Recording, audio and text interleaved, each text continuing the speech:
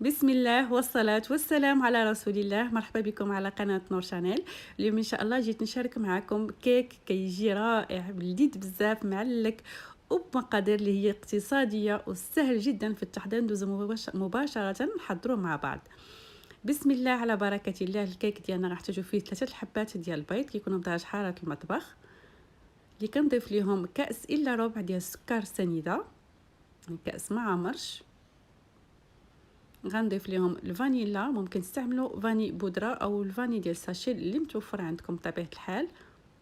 كنضيفوا قبصه ديال الملح اللي كتعادل لنا دائما الذوق، وكنخليو البيض ديالنا كيطرب مزيان.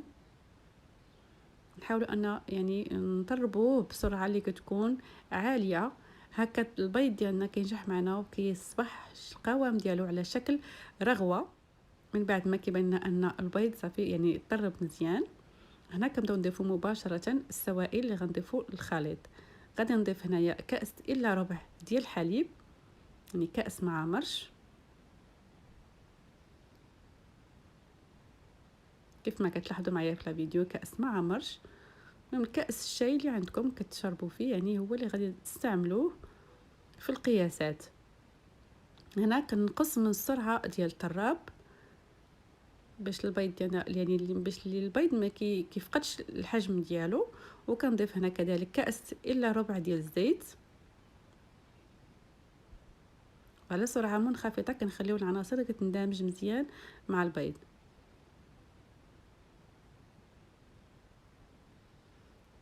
من بعد ما اندمجت العناصر مزيان غنضيفو هنايا مباشره النواشف.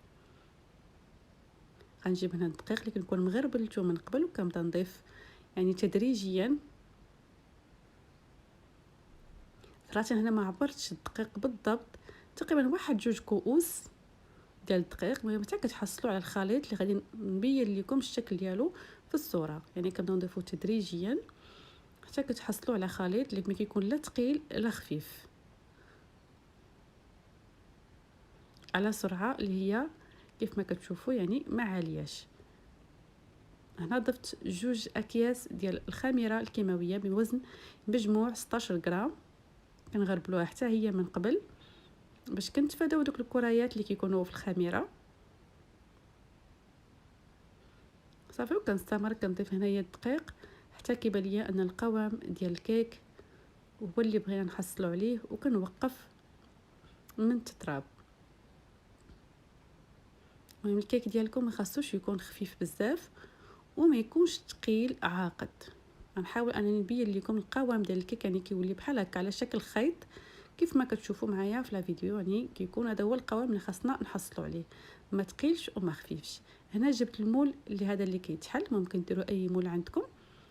كنغلفوه هكا بورق ديال الزبده وكنفرغ فيه الخليط. كتشوفوا معايا الخليط كيفاش القوام ديالو، يعني ما بقاو تضيفوا وانتم كتشوفوا عينكم ميزانكم حتى كتحصلوا على هذا القوام.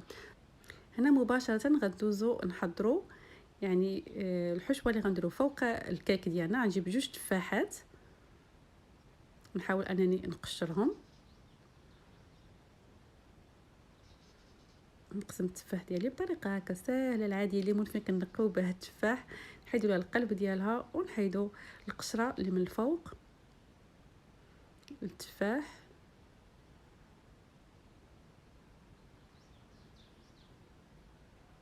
من بعد كنجيب واحد الحكاكه وكنبدا هكا نبشر في التفاح ديالي على هذا الشكل هذا. كنحكوه حتى كنكمل الكميه كامله اللي عندي. كتجي واحد الحشوه رائعه بزاف بزاف لعشاق التفاح، ويعني كتجي لذيذه. هنا كنضيف هنايا معلقه ديال السكر ساينه، ما بغيتش نكثر الحلاوه. وكنضيف هذا الكيس ديال زهره البرتقال. هذا الزهر كيعطي واحد المذاق زوين. اللي ما كيعجبوش الزهر مثلا يضيف فاني. هنا كنضيف واحد الكميه شويه ديال الكوك كيف ما لاحظتوا، يعني غير واحد يعني بحال الكميشه، غير شويه ديال الكوك كنضيفوه حتى هو كيعطي واحد الطعم زوين لهاد الحشوه. وكنضيف هنا شويه ديال الزبيب كذلك لهاد الحشوه. صافي، هادو هما العناصر اللي غادي نوضعوهم من فوق الكيك ديالنا. ممكن ديروا اللوز ايفيلي الا كان عندكم. انا ديجا شاركت معكم واحد الكيك بالتفاح باللوز ايفيلي حتى هو بطريقه اخرى كيجي حتى هو رائع بزاف. المهم هنا هاد الطريقه هذه صراحه هي كتجي لذيذه بزاف بزاف. نتمنى ان شاء الله حبايبي تجربوها. مباشره من بعد ما خلطنا العناصر مع بعض مزيان حتى كتنسجم مع بعض، كنبداو نضيفوها مباشره فوق الكيك. يعني هذاك الكوك مع التفاح مع الزبيب صراحه كيجي واحد المذاق رائع. وخلاص هذيك زهره البرتقال، الناس اللي عشاق الزهر راه كتجي واحد الريحه فنه ملي كيبدا يطيب الكيك، عادي واحد الريحه رائعه كتكون في البيت، شي حاجه اللي زوينه. والكيك اصلا جا فن بزاف. نتمنى ان شاء الله ان تجربوا، لانها كدير وليداتكم حتى للضيوف يعني ديال تحميره الوجه ما غتندموش الا جربتوه، انا متاكده. يعني هكا كيف ما قادين الوجه مزيان ديال الكيك غندخلوه للفران حتى كيتحمر الكيك ديالنا تقريبا واحد 40 دقيقه كيتحمر، يعني كتطلع الكيك وكيتحمر من الفوق كذلك. لا ما تحمرش غتشعلوا عليها من الفوق حتى كتحمر. هنا كيبان لكم هنا بعد تحمرات، هنا راه غير داك الزبيب كياخذ اللون، يعني ماشي مشكل، يعني كتبان انها تحمرات وطابت مزيان. فانا كنزولها بهذا الشكل هذا من الليمون وكنزوقوها. يعني باللي بغيتو ممكن تزوقوها غير بالعسل الا ما كانش عندكم هاد نسلي كراميل. المهم انا كانوا متوفرين عندي في البيت فانا زينتها هكا بنسلي كراميل وبحليب نسلي. صراحه نعطيوها واحد التعليكه واحد المذاق، يعني جات معلكه وجات بنينه بزاف. كيف ما كتعرفوا نسلي كرام ديجا هو لذيذ، يعني حنا كنحماقوا عليه من الصغر، كيجي لذيذ هكا في الكيك وعطى واحد المنظر راقي للكيك ديالنا. نتمنى ان شاء الله الوصفه الاعجاب ديالكم. فما تبخلوش عليا حبايبي باللايكات وبالبارطاج مع الاهل والاصدقاء، واللي مازال ما اشتركش كنقول لك مرحبا الف مرحبا، اشترك معنا في القناه، هكا دائما غيوصلك الجديد. كيك لي رائع وراقي، ودائما كنحاول نجيب لكم وصفات لي سهله ومميزه لتنال الاعجاب ديالكم وتكون يعني على قد المستطاع ديالنا كاملين.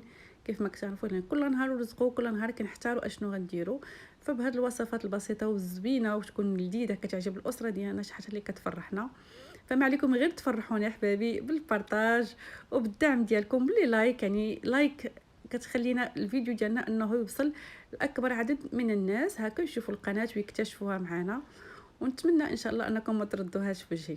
هاد الاثناء هذه غنحاول حبايبي نقطع معكم الكيك من الداخل. كيف ما كتلاحظوا كيجي القوام ديالو رطب بزاف هاد الكيك، وكيجي معلك بهذيك الحشوه اللي درنا من الفوق مع لي صوص ديال الكراميل وحليب نيسلي، راه كيجي رائع بزاف. هكا حبايبي غنكون وصلت معكم لنهايه الفيديو. ما تنساوش تجربوا الوصفه وتخليوا لي الراي ديالكم في التعاليق، ودخلوا عندي الانستغرام تما دائما كنجاوب على الناس يعني اللي كيسولوني هكا. وغنضرب لكم موعد الفيديو القادم ان شاء الله. دمتم في رعايه الرحمن.